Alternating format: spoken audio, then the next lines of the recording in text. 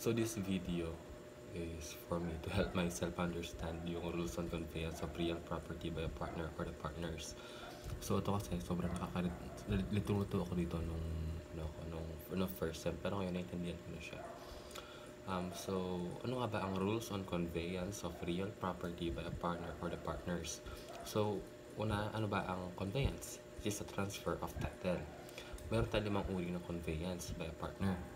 Una-una, yung number 1, title to real property is in the name of the partnership and the conveyance is executed by a partner in the name of the partnership without authority. So paano yun? Meron tayong lupa na lang. May lupa tayo. May lupa si partnership.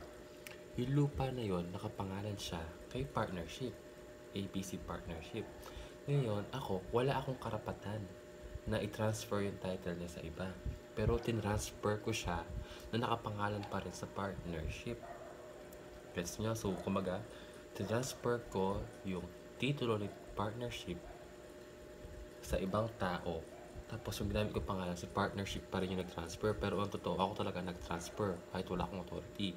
So, ano ang effect niya? Yung transfer of title or the conveyance passes the title to the transferee. Ibig sabihin, kahit na wala akong authority, mana-transfer yung titulo sa may transferee. Ngayon, kailan pwedeng mag-recover si partnership ng lupa na yun? Kasi nga, wala naman ng karapatan. Gusto kong bawiin yung lupa na yun. Kasi wala naman karapatan si Ian para i-convey yung lupa na yun. May karapatan, makakapag-recover si partnership under these 2 circumstances. Una-una, kung yung act na yon is not for apparently carrying on in the usual way of the business of the partnership. Ibig sabihin, kung yung conveyance na yon is not in line with our business, kunyari, buy and sell ng lupa.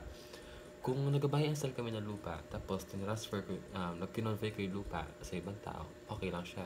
Hindi na siya ma-recover. However, since hindi naman namin business talaga ang pag-buy and sell ng lupa, kaya pwede ko siyang ma-recover.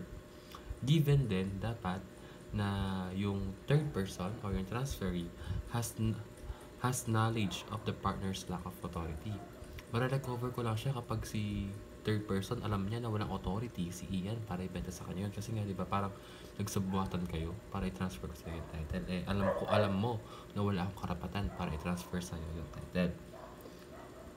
So, kailan naman hindi pwedeng mag-recover si partnership? Kailan niya hindi ma-recover yun?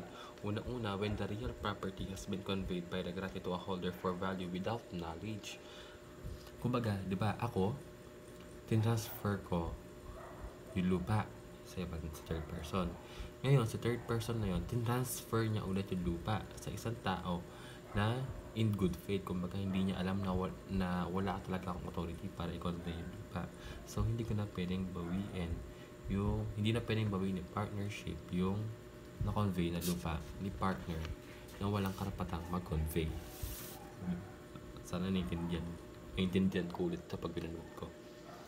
Pangalawa naman, title to real property is in the name of one or more but not all. Again, title of real property is in the name of one or more but not all of the partners. But the record does not disclose the right of the partnership and the conveyance is executed without authority in the name of the partner or partners. So, paano to? Meron property si partnership. Ngayon, yung property na yon nakapangalan daw siya kay partners A and B. So, kumbaga, parang hindi talaga siya nakapangalan kay partnership. Kumbaga, sa mga partners siya. Ngayon, hindi dinidisclose ng partnership kung may karapatan ba na i-convey yung lupa na yon. Pero ginawa ko, kinonvey ko siya pa rin. In the name of one or two partners. So, anong effect niya? Same lang yung effect niya sa scenario number 1. So, kailan makakapag-recover sa partnership? Para-recover niya yun kapag yung conveyance is not for apparently carrying on in the usual way of the business of the partnership, or the third person has knowledge of the partner's lack of authority. At hindi rin siya makakapag-recover kapag na-transfer, yung tin-transfer ko, na-transfer ko, tinransfer niya sa iba, tapos yung fourth person, sige. Yung person na yon, innocente siya. Wala siyang kaalam-alam na wala pala kaming authority para i-convey yung lupa. Ito naman, title to real property is in the name of the partnership and the conveyance is executed by a partner in his own name without authority. So, paano to? Nag-transfer tayo ng lupa in the name of the partnership. Nag-transfer tayo ng lupa ng partnership kasi nga, di ba, yung title is nakapangalan kay partnership.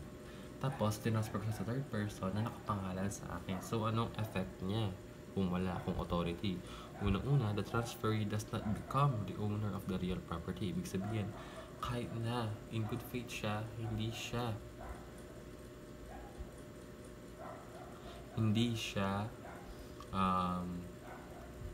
magiging owner ng lupa na yun kasi nga pinangalan ko sa akin yung hindi naman talaga sa akin pero transfer ko sa kanya. However, if the act is for apparently carrying on in the usual way of the business, makaka-receive siya ng equitable interest, lalo na kung in good faith siya. Tapos yung equitable interest did not pass, hindi mapapasa ang equitable interest transferee if yung act is not for the apparently carrying on in the usual way of the business as knowledge. So, parang same na.